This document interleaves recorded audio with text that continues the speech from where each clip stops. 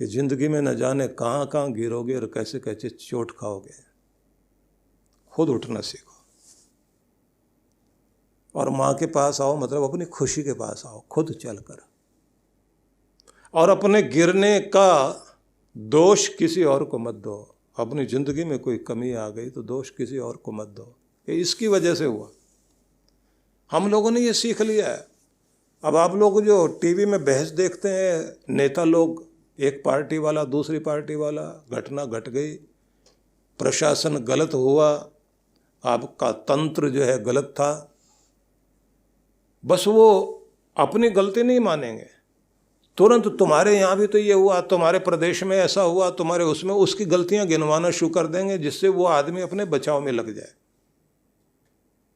और साथ साथ में कहेंगे कि तुम राजनीति कर रहे हो। दोष दूर करने की कोशिश नहीं होती। वो कुछ माहिर खिलाड़ी होते हैं जो एक दूसरे के साथ बैठ करके ब्लेम गेम खेलते हैं। वो उसको बुरा कहता है, वो उसको बुरा करता है, और फिर सामने ऐसा बोलते बोलते ये समझाने की कोशिश करते हैं कि जनता में ये संदेश जाए कि चोर चोर मसूरे भाई, दोनों ही बराबर के टक्कर के चोर हैं। दोनों ही पार्टियां अपने आप में बहुत गलत है। उनके यहाँ भी ये हुआ, उनके यहाँ भी हुआ, हिसाब बराबर है। बीच में एक उकसाने वाला बैठा होता है, जो एंकर होता है टीवी में आप लोग देखते हैं, वो दोनों तरफ आग लगा रहा होता है। अच्छी तरह से जो है दोनों की भिड़ंत होती रहे। किसी एक घर में हम लोग बुलाया गया था, तो हम लोगों ने जाना था, तो थोड़ा सा हम जल्दी चले गए। हमने जैसे बैल बजाई तो उनके घर में से आवाज़ें आ रही थी। हमने सोचा यहाँ तो बहुत बड़ी लड़ाई चल रही है। छोटे से बच्चे ने दरवाज़ा खोला। अचानक पहले तो हमने सोचा वापस चलना चाहिए, लड़ाई चल रही है अंदर, तो बहुत भारी लड़ाई चल रही है। वो बच्चे ने दरवाज़ा खोला, इतनी देर में जो है उनके घर के लोग भी आ गए, और देखने में पता लगा कि टीवी चल रहा था, और ऐसा लग रहा था कि घर में बहुत बड़ा क्लेश चल रहा है। तो मैंने कहा ये क्लेश क्यों चला रखा आपने? बोले नहीं, हम भी बैठे हुए देख रहे थे कि हो क्या रहा है। आप समझ सकते हैं कि हम लोगों ने अपने घरों को जिस तरह से बना लिया है, और जैसे हमारे घर के अंदर लगातार वो संदेश आ रहे हैं, वो मैसेज मिल रहा है ब्लेम गेम खेलने का, एक दूसरे को कीचड़ में खींचने का। मैं कीचड़ में हूँ तो तुम्हें भी नहीं रहने दूंगा। अगर वो सारी चीज़ें हम अपने घर में चलने देते हैं और हमारे सबकॉन्शियस माइंड में ये सब चीज़ें आती जाती हैं, अवचेतन मन में ये स्थापित होती जाती हैं, तो ज़िंदगी का एक ही व्यवहार चल पड़ता है, एक दूसरे को दोष देते रहो, बच के निकलते रहो। कुछ भी हो जाए, लोग यही कहते हैं अगर तुमसे बहुत बड़ी गलती हो गई तो बस तुरंत ये ढूंढो कि दोष किस पे लगाना है, दोषी किसको ठहराना है। तो सब एक दूसरे को दोषी ठहरा रहे हैं, और आखिर में एक चीज़ आ जाती है, जब अपनी गलती तो माननी नहीं। हमारे यहाँ एक और कमाल की बात चलती है, जिसको ले जाके हम लोग आखिर में वहाँ छोड़ते हैं बात। वो आ जाता भाग्य खराब था, किस्मत ठीक नहीं चल रही। कुछ इससे भी आगे पहुँच जाते हैं, किसी ने कुछ करा रखा है। अब किसी ने कुछ करा रखा है, अब यहाँ पहुँचे। हम तो ठीक ठाक चल रहे थे साहब, घर में सुख शांति सब कुछ थी। कोई जलने वाला बैर रखने वाला था, और लोग भी ऐसे मिल जाते हैं जो हॉरोस्कोप देखते हैं या हॉरोस्कोप देखते हैं। वो देखने के बाद ये कहते हैं 2-2.5 साल से काम खराब हुआ है, किसी ने कुछ करा रखा है। और महाराज पता कैसे चले? कोई नज़दीक का ही है। अब अगर महिला है, उससे पूछा जाए कौन हो सकता है, बोले एक ही आती है महीने में 2 बार, इनकी बहन ननद ने कुछ करा रखा है। माँ के साथ मिलकर के दोनों ही जो है कोने में बैठती हैं, उन्हीं को है बैर हमसे। तो अब घर में ना भी कलेश हो तो आप पैदा कर रहे हैं, एक दूसरे से दूरी बना रहे हैं। तो कुल मिला के सार, क्योंकि ये कथा भी बहुत लंबी है, ये तो व्यथा कथा है, और व्यथा कथा जब कहने लग जाए तो वो भी अनंत है। हरि अनंत, हरि कथा अनंता। तो हरि व्यथा, हरि कथा अनंता, तो ऐसे व्यथा कथा भी अनंत है। इतनी सारी बड़ी कथा है कि उसके बारे में चर्चा करें तो उसका भी कोई अंत नहीं है। तो सार में आपको ये मैं कहना चाहता हूँ कि जब आप परमेश्वर के लिए कार्य करने वाले बनते हैं और स्वयं सेवक बन करके जीते हैं, बच्चों को भी वैसा बनाते हैं, तो आप एक कर्मयोगी का जीवन जीते हैं। और कर्मयोगी व्यक्ति के लिए कुछ चीज़ें हैं जो हमें ध्यान में रखनी है। पहली बात, कहते हैं कि दुनिया के लिए भले ही सो जाओ पर परमात्मा के लिए जाग जाओ। दुनिया के लिए सोने का मतलब ये है कि दुनिया में क्या घट रहा है उसके प्रति भले ही तुम्हारा ध्यान उतना ना हो, एक दूसरे के घरों में झांकना, एक दूसरे के कामों को देखना नहीं, वहाँ से भले ही सो जाओ पर परमात्मा के लिए जाग जाओ, उसकी लीला देखो, उसके प्रति इस तरह से जागो। कोई भी मौसम हुआ, संसार में होते हुए परिवर्तन, जैसे इन दिनों हम देखते हैं कि पेड़ों से पुराने पत्ते झड़कर नीचे गिर रहे हैं, नई कोपलें फूट रही हैं, पुरानापन हट रहा है, नयापन आ रहा है। तो देखते हुए ये महसूस जरूर करें कि प्रकृति में एक समय जरूर आता है पूरे वर्ष में जब सारे पेड़ पौधे अपना पूरा रूपांतरण करते हैं, अपने आप को पूरी तरह बदलते हैं, उनका पुरानापन गिर जाता है और उनके अंदर एक नयापन आता है। और इसी के बाद में हम लोग जो है नव संवत्सर मनाते हैं, नया साल। हमारे यहाँ ये परंपरा रखी गई है कि प्रकृति भी नया साल बना रही है, क्योंकि नई हो रही है, फूल खिल रहे हैं। तो आप भी नया वर्ष मनाने के लिए तैयार हों, तो नया वर्ष मनाने के साथ साथ में जो है अपने आप को भी नया करें। भारत का नाम जो है भारतवर्ष है, वहाँ वर्ष का अर्थ देश है। वर्ष का एक अर्थ देश भी होता, भारत देश। और भारत देश वो है जो प्रकाश का देश है। नाम भी प्रकाश का है, रोशनी का है, जो अंधेरों से निकल कर के रोशनी की ओर जाने वाला, या जो रोशन देश है, जो प्रकाशित देश है। तो इस देश में महत्वपूर्ण चीज़ क्या है कि जीवन में उजाले को महत्व दिया जाए, जीवन में उमंगों को महत्व दिया जाए, अपने अंदर की आस को मरने ना दिया जाए। तो वो रूपांतरण लाएं अपने जीवन के अंदर कि हर दिन हम नए हो सके। तो भगवान के लिए जागें और दुनिया के लिए सोएं। दुनिया में ज़्यादा लीन होएंगे तो ये बात ध्यान रख लीजिए, दुनिया में जो ज़्यादा लीन हो जाते हैं तो दुनिया के बहुत बहुत तनाव अपनी ज़िंदगी में लेकर के आते हैं। नई ताकत लेकर के हर आदमी को खड़े होना पड़ता है और अपनी संभावनाओं को ढूंढना होता है कि मैं क्या क्या कर सकता हूँ, किस किस तरह से काम कर सकता हूँ, कौन कौन सी चीज़ों को अपना सकता हूँ। इसलिए कहते हैं कि सूरज के स्वागत के लिए आदमी को जागना चाहिए, ज़िंदगी में सूरज उगाना चाहिए। सूरज उगाने का मतलब ये होता है कि सूरज आपकी प्रतीक्षा करे, ऐसा नहीं, आप सूर्य की प्रतीक्षा करें। सवेरे उठकर सवेरे ही आप एक्सरसाइज करते हुए, प्राणायाम करते हुए, मोटा खा लीजिए, मोटा पहन लीजिए, लेकिन अपने अंदर की शक्ति को जागृत करना और अपने आप को स्वस्थ और समर्थ और सक्षम बनाए रखने की कोशिश हर दिन करनी चाहिए। तो कुछ चीज़ें हैं जिन्हें अपनाना बहुत आवश्यक है। अब मैं उन पर आपका ध्यान लाने की कोशिश करूँगा। सबसे पहली बात है कि सूरज उगाएं से मतलब हुआ कि सवेरे सूर्य की प्रतीक्षा आप कर सकें। सूरज के उगने से पहले आपको जागना चाहिए और अपने प्रभात को मधुर और शांतिमय बनाने के लिए प्रत्येक व्यक्ति को योगदान देना चाहिए। अपने घर के अंदर मधुरता को लाएं, शांति को लाएं। इससे क्या होता, देव शक्तियाँ, पॉजिटिव एनर्जी घर में आती है, जिंदगी में पॉजिटिव एनर्जी आएगी।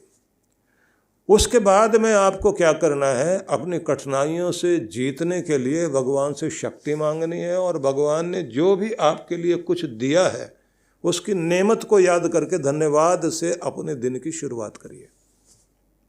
पहली बात हुई कि सूरज के उगने से पहले जागना और सूर्य का स्वागत करना। व्यायाम प्राणायाम अवश्य करें और मधुरता से अपने दिन की शुरुआत करनी है। माधुर्य अपने भीतर लाइए और शांति को अपने मन में भी स्थिर करना है और अपने घर में स्थिर करना, जिससे प्रभात में जो देव शक्तियाँ ब्रह्मांड से धरती की ओर आती हैं वो आपके जीवन में और आपके घर में भी प्रवेश करें। दूसरी बात आपने करनी है कि भगवान की दी हुई नियामत, उसके वरदान, उसने जो भी कुछ आपको दे रखा है, आप स्वस्थ हैं, आपका बेटा, आपकी बेटी, आप खुद, आपके घर के लोग, जो भी आपके जीवन में कुछ अच्छा है उसको ध्यान में रख करके भगवान को धन्यवाद दो। कम से कम स्वस्थ हूँ, ठीक चल रहा हूँ, समस्याएं हैं, पार कर लेंगे, जीत जाएंगे, भगवान का आशीर्वाद हमारे साथ है, मैं सक्षम हूँ, मैं अकेला हूँ, ये लेकर के दुखी नहीं होना, बल्कि ये कह करके मजबूत होना है कि मैं अकेला ही काफ़ी हूँ। तो इसलिए एक शब्द कहा जाता है, काफ़ी अकेला हूँ या अकेला काफ़ी हूँ। अपने आप में बड़ा महत्वपूर्ण शब्द है ये। आदमी शिकायत करने बैठेगा तो कहेगा, हे भगवान मैं काफ़ी अकेला हो गया हूँ, और जैसे ही इसको बदलेंगे तब आपके अंदर से आवाज़ आएगी कि मैं अकेला ही काफ़ी हूँ। अकेला ही काफ़ी हूँ का मतलब यह है कि दूसरे की ज़रूरत नहीं, मैं ही अकेला सब कुछ करूँगा और मैं कर सकता हूँ, ऐसी मन में भावना रखें। अगली बात जो आपने चौथी बात अपनानी है कि माथे पर शांति, चेहरे पर मुस्कुराहट, वाणी में मधुरता और शरीर में जोश और उत्साह, ये चार चीज़ें आपने हर दिन अपने भीतर लानी है। उत्साहित रहना, जोश में रहना। उत्साहित वाले जो लोग होते हैं उनके जीवन में, उत्साह वाले लोगों के जीवन में उत्सव आता है। जितने उत्साहित रहोगे तो समझ लीजिए आपकी ज़िंदगी में त्यौहार चल रहा है। जैसे त्यौहार में बच्चे आनंदित हो जाते हैं और कहा जाता है कि दिवाली के समय आएगी, लेकिन नहीं, उनके घर में आती है जो 1 महीना पहले उसकी तैयारी करते हैं कि दिवाली आने वाली है, घर की सफाई की जाए। भारत के गांवों में एक परंपरा थी, होली से 1 महीना पहले होली के गीत शुरू होते थे और होली का एक जमीन के अंदर कुछ गाड़ते थे लोग पहले, और उसके बाद वहीं से वो कहते थे अब होली शुरू करते हैं। होली के गीत चलते थे, खेल कूद शुरू हो जाती थी, आनंद मनाना शुरू हो जाता था, और जब तक होली आती थी तब तक ये समझ लीजिए वो चरम उत्कर्ष तक पहुंच गए। उत्साह रोज बढ़ रहा है। और एक वे हैं जो रोज के अपने दुख में डूबे हुए हैं, परेशानियों में व्यस्त किया हुआ, अपने आप को बिजी किया हुआ फालतू में। वो होली टीवी में तो देखते हैं, बच्चों को भी कहते हैं ऐसी होती है होली। वो गाड़ी में बैठे बैठे वहीं से शीशा नीचे भी नहीं करेंगे, बच्चे से कहेंगे बाहर झांक के देख, ऐसे होली मनाते हैं लोग। तू हाथ बाहर मत कर देना, बीमार हो जाएगा, वायरस लग सकता है, खांसी जुकाम हो सकता है। उन्हें इतना सुरक्षित रख करके आप घर में बैठे, वो वहीं बैठे बैठे उनको खांसी जुकाम हो रहा है। उसके बाद में अगर वो कोई होली खेलनी ही होगी तो एक छोटी सी बिंदी लेकर के आएंगे, बच्चे के गाल पे एक यहाँ लगा दिया, एक यहाँ, एक माथे पे लगाया और बोल दिया होली है। उनको होली नहीं आ पाती। होली उन्हीं के जीवन में आती है जो उस उत्सव से भरते हैं।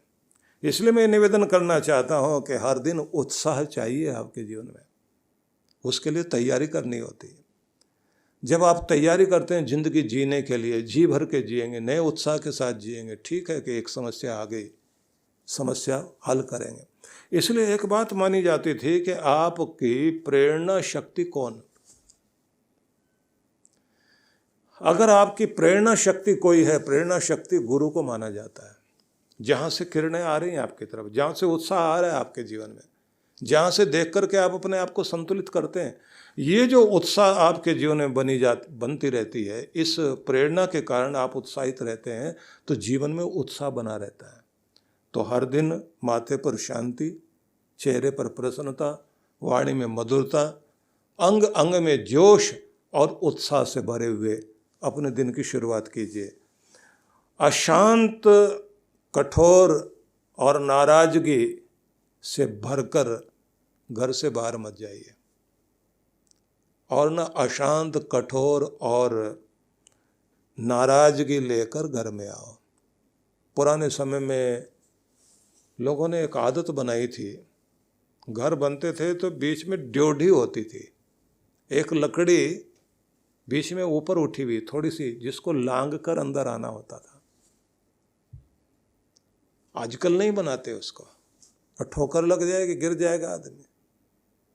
अब पुराने वालों को ठोकर लगने के लिए क्यों बनाई थी ये? वहाँ झटका लगता है आदमी को, पाँव लगता है तो बाहर से अंदर घर में आ रहे हैं, तो बाहर की समस्याएं बाहर छोड़ के आओ। घर जो है प्रेम का मंदिर है, और जब घर से बाहर जा रहे हो तो जिसे लांघना है, तो ये कहा जाता है अपने घर के प्रेम को, शांति को, मधुरता को लेकर घर से बाहर जाना, और सारी दुनिया में उस मिठास को जाकर घोल देना।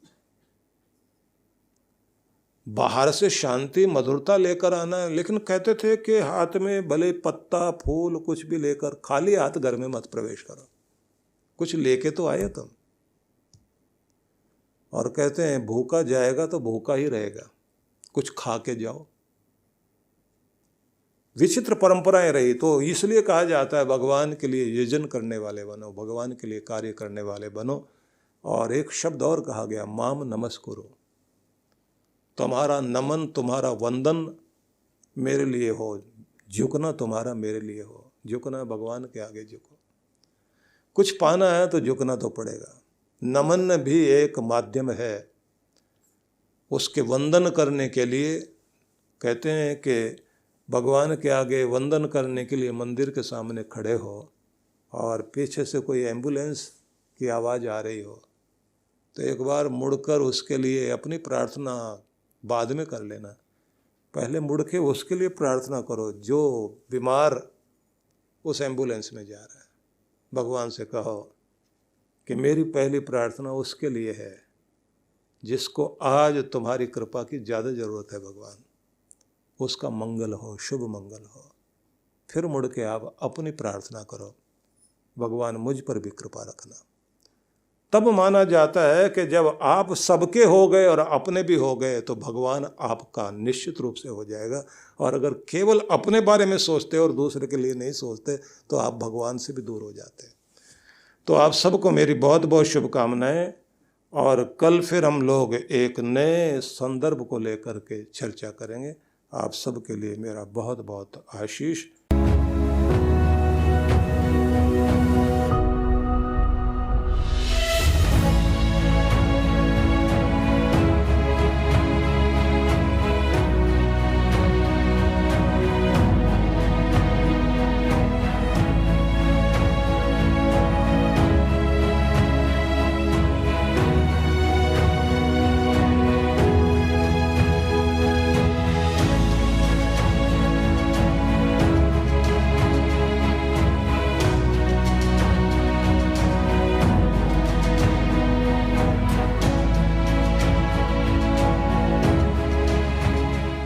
सभी भक्तों के लिए बहुत बहुत आशीर्वाद, बहुत बहुत शुभकामनाएं, और सभी को आमंत्रित कर रहा हूं मैं ऋषिकेश हिमालय गंगा तट पर बैठ कर के हम लोग प्रत्येक वर्ष की तरह इस बार फिर साधना में, ध्यान साधना में शामिल होंगे।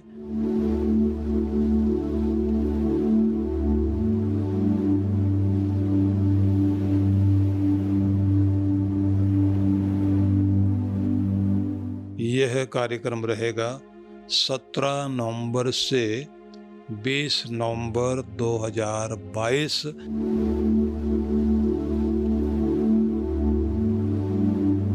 तो आप परमार्थ निकेतन में, गंगा तट पर और हिमालय के उस आंगन में जहाँ श्रद्धा भाव से प्रत्येक वर्ष हम लोग साधना करते हैं। इस बार की साधना बहुत ही बहुत अद्भुत होने वाली है। उसके संबंध में अलग से आपको जानकारी देंगे, क्या क्या लाभ आपने उसमें प्राप्त करना है। बस अब से तो इस समय यही निवेदन करूंगा कि आप लोग तैयारी कर लीजिए। और जो लोग हिमाचल में नहीं जा पाए थे, मनाली नहीं जा पाए थे, तो उन सब के लिए अवसर है कि वो ऋषिकेश अवश्य पहुँचें। और इस बार इस बात का भी ध्यान में रखा गया है कि पहले जैसे जो है वो एक समय होता था कि जब बहुत भीड़ भाड़ हो जाती थी गंगा तट पर, इस बार ऐसी तिथियां रखी गई हैं कि जिससे आपको पूरा अवसर मिल सके और शांति में आप जो है वहाँ साधना भी कर सकें, गंगा स्नान भी हो सके और वहाँ की आरती में भी भाग ले सकें। तो आप सभी के लिए बहुत बहुत आशीर्वाद, मंगल कामनाएं और आमंत्रण भी